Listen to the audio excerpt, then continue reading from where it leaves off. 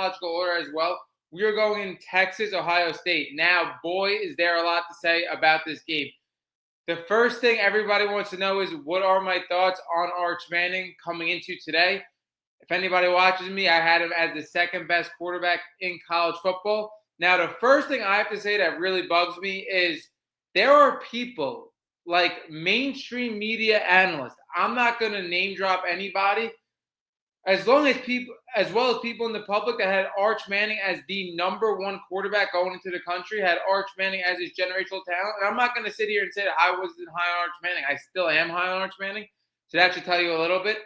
But there are people that had him as the number one quarterback in the country, one of the best college football quarterbacks we have seen in the last 10 years.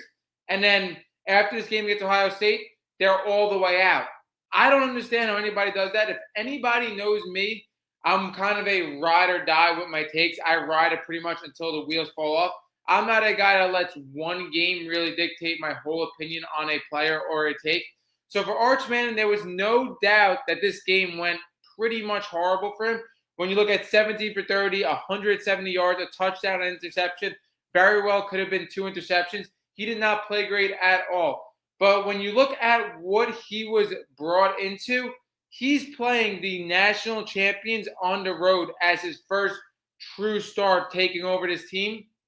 That's pretty rough. Like, he couldn't get put in a more rough situation. And again, did he play as bad as he could possibly play? Yeah. If Texas would have lost, 24-27, he would have put in 3 touchdowns. We wouldn't be coming in here and really hesitated on clicking the panic button, but he played really bad. Now, did I think Steve Sarkisian do a great job scheming up plays for him? No, that has been a main talk of conversation after this game as well. I did not think Steve Sarkisian really put him in the best place. I thought Steve Sarkisian definitely got out-coached. But for Arch Manning, again, you could really only blame or give majority to blame to Arch Manning because there was a handful of throws that were very easy throws that he was just flat out missing. Now, was nerves getting to him? Maybe. But again, like I said, you are playing the national champions on the road as your first true start with all this hype building up. And you are facing Matt Patricia, a former NFL defensive coordinator and head coach that's giving you very exotic defensive schemes to go against, which is going to be super tough for a guy like Arch Manning to read in his first true start. So everything combined definitely set up Arch Manning to not exceed the expectations he had on him. And the other thing I do have to say about Arch Manning as well, very similar to when Trevor Lawrence was going into the pros and he's not doing as great as expected. There are so many people, and it's a media problem really, that hype people up through the roof before they really seen enough.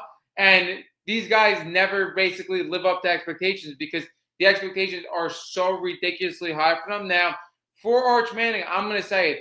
I'm not hitting the panic button on Arch Manning, and I'm not hitting the panic button on Texas at all. If you are a Texas Longhorns fan, I would not be hitting the panic button.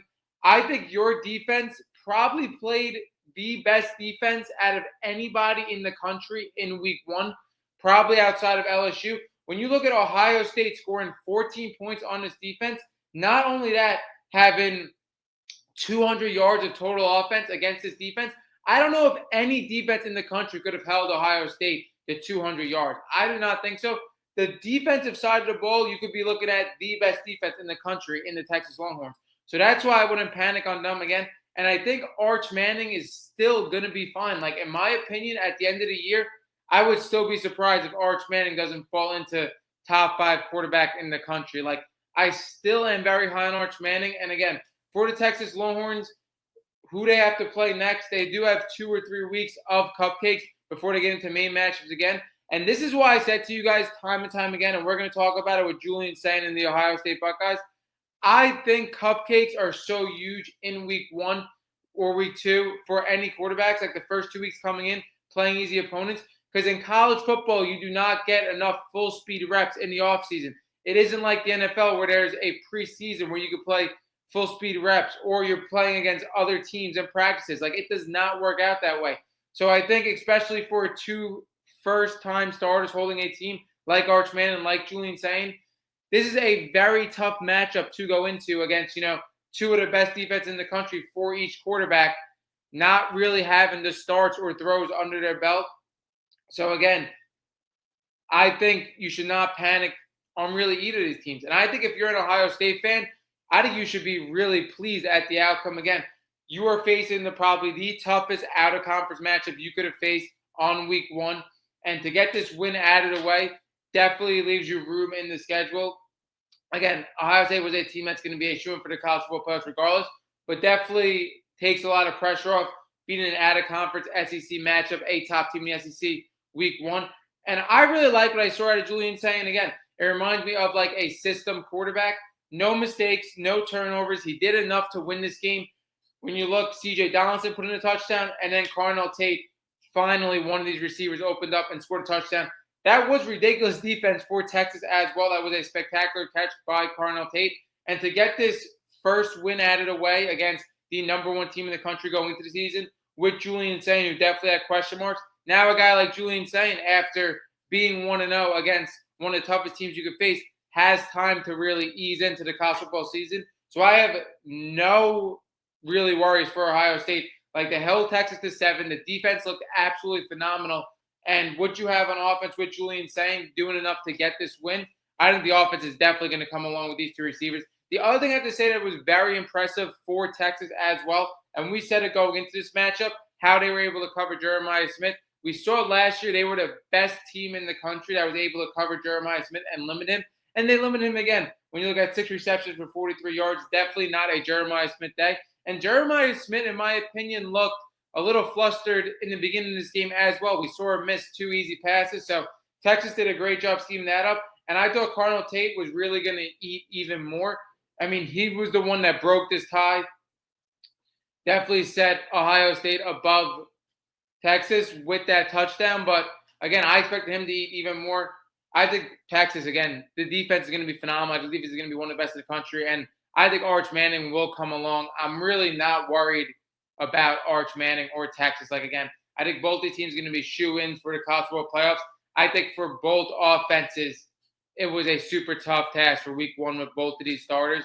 And like I said, I do not like the way Steve Sark really drew up plays for Arch Manning. But again, I feel like he drew up the plays like Arch Manning was a veteran, which again, with all the hype coming in and the talent of Arch Manning, they treated him like he was a starter that started for 2 years already. But again, he was just unprepared for this game. It was a very, very tough matchup for him. Obviously, the talent of Ohio State, they'll be national champions. But I think the biggest thing was Matt Patricia and what he was able to do on the defensive side of the ball with these exotic coverages.